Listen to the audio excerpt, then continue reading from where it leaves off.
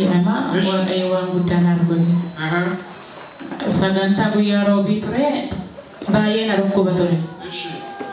Dhukkubni koo immoo karaa dugda koo duuba fayyaadha fuuldura kootiin.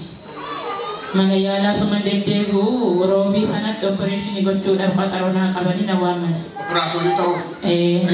Ani immoo dura mana yaalaa sana naqu sagantaa naqadheen sagantaa roobii addana dhufe. Sanumarraan bakkeen sanan ta'an ture otuma sagantaa gaggeessitanii Waaqayyo waa'ee keedhaaf na lola obboleettii koo ka'ee dhaabadhuu naan jettan. Sanumaanii dhukkubni kee dugda duuba miti fuulduradha. Mana yaalaatti opereeshinii beellama sii qabaniiru Waaqayyo gidduu sii galeeraa billaan si tarsaatu siin jedha Waaqayyo jettanii natti dubbattan. Erga guyyaa gaafa sii kaasee anis fayyaa kootii opereeshinii siin taanee aduunis nan tarsaasnee edda guyyaa gaafa sii dhukkuba sarqeen beeku guyyaa tokko siiseen beeku. Galateeffatanii Haleluyaa. Operaasyoonii taataa ittiin jedhanii afurri gooftaa takkuma ishee asiin miti fuulduraan akka dhukkubu gooftaan asitti mee billaan tapha sirran gawwedhee edda sii dhukkubiin jiru ciiseen jiru operaasyooniinis hin hafee jiraati. Galateeffatanii amma nagaa kooti. Galateeffatanii Waaqayyo kan naaf godhee guyyaa gaafa foonii fi dhiiga gooftaa fudhannu sana ture. Yeroo sanatti sodaa guddaatu keessa koo jira. Inni nagahus haalli keessa jirus baay'ee rakkisaadha. Isa namatti himuu hin dandeenyedha. Mucaa kana garaatti hin baadha innaa sana. Amma miilaan dhaabbachuu dadhabuu dirasiitti ga'e yeroon isa fudhachuuf dhufu jechuudha. Madarakki bira innaan deemee dhufu baay'een sodaachaan ture. Lapheen koo baay'ee dhaata. Maalan nagaa, maalan taa, mucaanis hojjaan jiru, silkiidhaanis wanti nagahu sirrii miti baqa waan baay'eedha. Garaa keessa jiraayyuu? Jira garaa keessa. Innaa baasii abbaa manaa kootti siin himne maatii koorras mooyyuu waan baay'ee nan nagaa garuu isaan ani hubachuu danda'u miti. Kanaaf danda'eetuma nan fudhadha moo hin fudhadhu guyyaan yoom nagaa jedheen eegaa ture.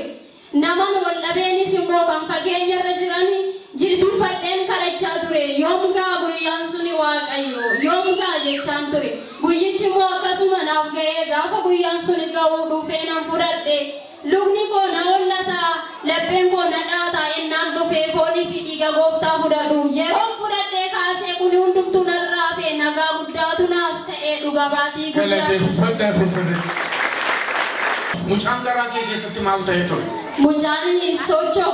Sanuma booda sochoo jechuudha.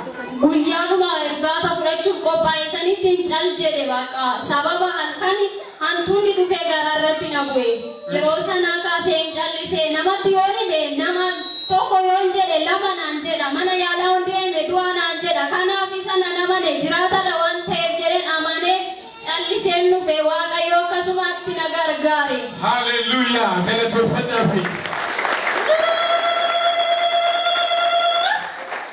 Salitimo ila waan ishin jechuudha. Irbaata qulqulluu gaafa furan dura mucaan sochoo mana kimee deemee waan baay'ee nama jedhu hantuuta qabatti kufee itti miti akkasii. Amma hantuunni nama baay'ee rakkisa jechuudha. Walfana hantuunni jiru maqaa Yesuusii haa dhumu. Irbaata gooftaa jechuun immoo salphaa miti.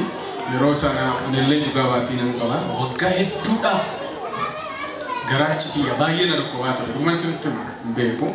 Waggaa hedduudhaaf baay'ee na dhukkubaa tajaajiluu hin danda'u. Rondumaa gaafa tajaajiluu dhufu walla deebisa duubatti hin beeku hundi isaanii.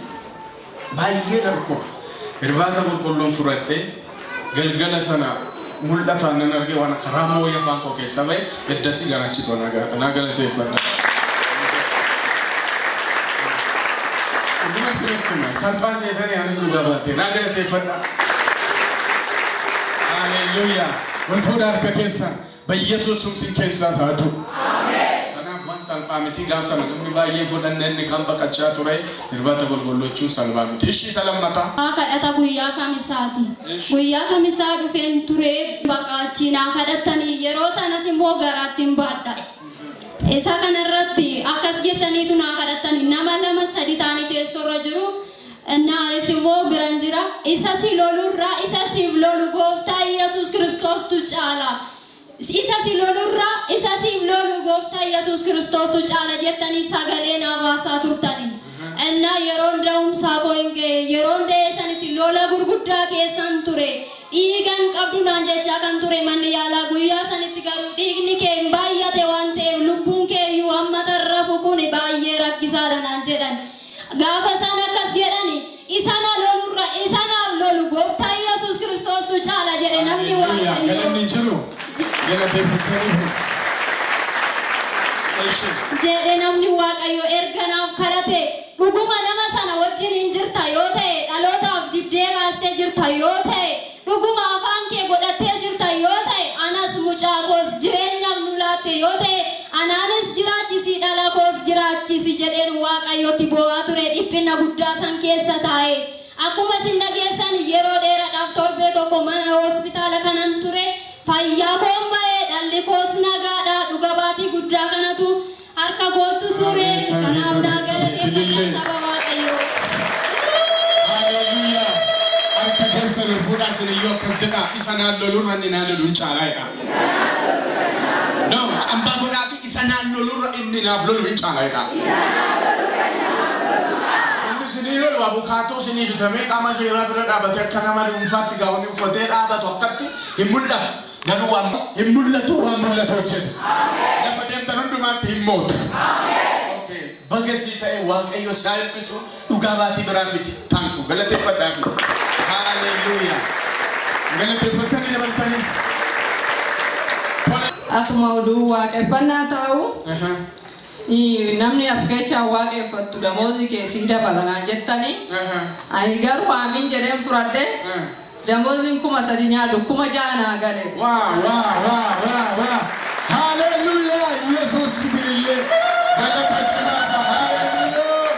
Harka keessan ol fuudha. Ol kaasaa ammas na dubbadha. Sila ol kaasee itti dubbadha. Akkasumatti damoonni keessan hin dabalamaa jedhee dubbadha. Ameen jettee fudhattee hin taa'e ol kaasi. Arras nan dubbadha. Warri bakka maalan godha shii kana kiraa kanfalee zayitii bitee nan ga'u wannettani ergaan qaba. Ji'a dhufu isa amma fudhattu fudhattu. No, ameen jettu maqaa Yesuusi. Iyyaati ameen jedha. Harka keessa raasaa naa dabaleera jedha. Kutaalee namni tokko naa dabaleera jedha. Koo hidhamee ture. Asitti sagantaa dhufne sagantaan xumuramee immoo baanu hojjetaa waaqayyo buzuraa ture. Sagantaan abbaan koo hidhamee naa kadhadhuun jedhe naa kadhate siibaa kootu dhugaa bahii naan jedhe achumaa galee gaafa silkii bilbilu hin baasnan jedhaniiru naan jedhamati. Saniin booda nan deeme gaafa sanii deemee torbee isaatitti kan galateeffame. Hin baheera. Baheera. Nama kana hundumtu raajiidha daakoneenis faarfataanis lallabaanis mee galateeffadha.